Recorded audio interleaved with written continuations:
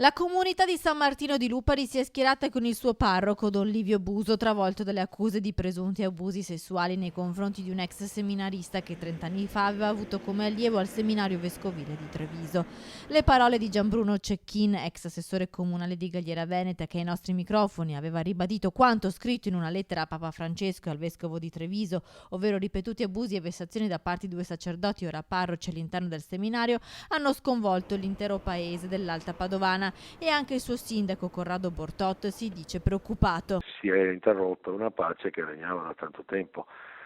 si sono instillati dei dubbi e per questo io ho chiesto alla mia cittadinanza di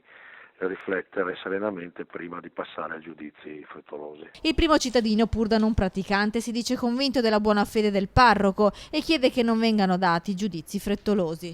Il lavoro del giudice è forse uno dei lavori più difficili e spetta a loro, spetta al giudice, spetta ai tribunali